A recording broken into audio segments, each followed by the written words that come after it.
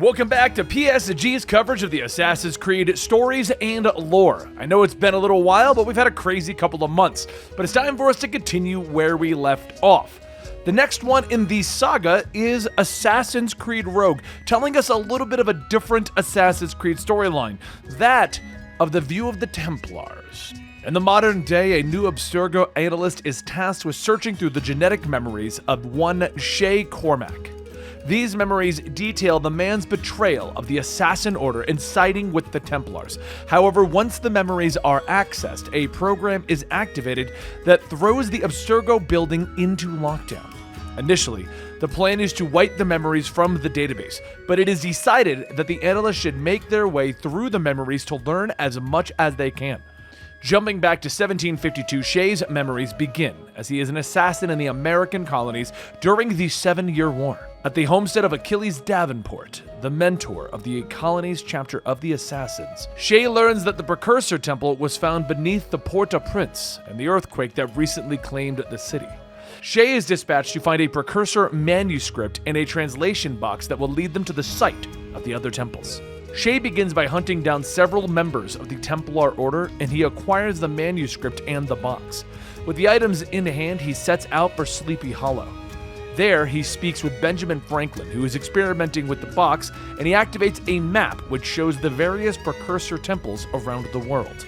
Now a quick break from our story. Precursors is what the Isu were called at this point in the franchise, so bear in mind every time I say Precursor, we're talking about Isu temples from the current iteration of this franchise. Next, back to our story, Shay heads to Lisbon to find the piece of Eden that is hidden beneath that city.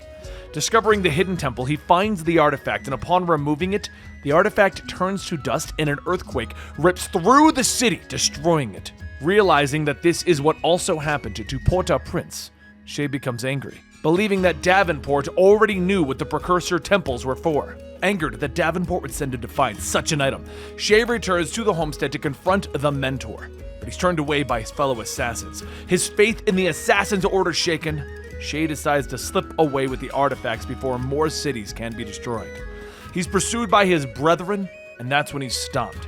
Before he can escape, Shay is shot in the back by his best friend, Liam O'Brien, plunging into the bay below. He awakens in the home of Barry and Cassidy Finnegan, who nurse him back to health. He then discovers that their late son was an agent of the Templar Order during this time, and when he is strong enough, they return his weapons to him, along with their son's Templar robes. Shay heads to New York, where he begins fighting against the gangs that have taken over the streets, and this puts him in contact with Colonel George Monroe, a member of the Templar Order. Working with Monroe and Christopher Gist, Shay begins to fight against the assassins in the region. Working alongside his new friends, he fights against his former brothers on several missions. Earning the trust of the Templars, it isn't long before Shay is inducted into their ranks by Haytham Kenway. A fully fledged member of the Templars, Shay begins to explain what he learned about the temples around the world. Continuing to work to stop the influence of the assassins within the area, Shay eventually learns that the assassins have discovered a new temple location. He tries to locate where the assassins are heading, and using his ship, he follows them through the North Atlantic. Bringing Kenway along, they eventually track the assassins to the Precursor Temple in the Arctic. Heading into the temple, Shay and Kenway find Liam and Achilles. Shay tries to convince his former brothers of the danger, and Achilles admits his mistake, but Liam can't forgive his friend for betraying the Assassin's Order. He tries to fight Shay, and he's knocked into the piece of Eden's pedestal. The temple begins to shake as the earthquake begins, and as the temple collapses around them, Shay chases after Liam. They fight briefly, but the gneiss beneath them cracks, and they both fall a great distance. As he lays, dying on the ice, Liam reaches out for his friend, giving him the Precursor manuscript. It is after this that his old friend dies. Though they spent the last few years fighting, Shay honors his former friend by covering his face with his hood. Finding his way out of the caverns, Shay finds Kenway and Achilles on the shore. And with the Templar about to kill the assassin, Shay stops him, convincing Kenway that Achilles needs to tell the other assassins the truth about these temples. Kenway agrees, but shoots Achilles in the leg, crippling him for the rest of his life. The two return to their ship, where Haytham tasks Shay with finding the artifact box that had gone missing. Knowing that this search could take years, Shay agrees. It wasn't until 1776 that Shay hunts the box down in Paris. After protecting Benjamin Franklin from assassins, he enters the Palace of Versailles and kills Charles Dorian. As he dies, Dorian informs Shay that the American Revolution re-sparked the assassins in America. After the memories are finished, Abstergo uses them to send a message to the assassins, revealing that what the assassins really wish for is order. It is revealed to the analyst that Abstergo is really a front for the Templars, and he's then asked to join them with his new abilities due to the bleeding effect.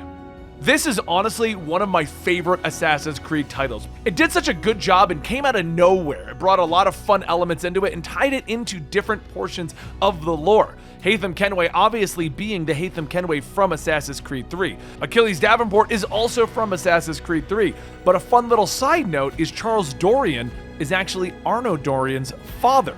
So this weirdly links together Assassin's Creed Black Flag, Assassin's Creed Liberation, Assassin's Creed 3, Assassin's Creed Unity, all into one complete package, which is why I think I like this one so much.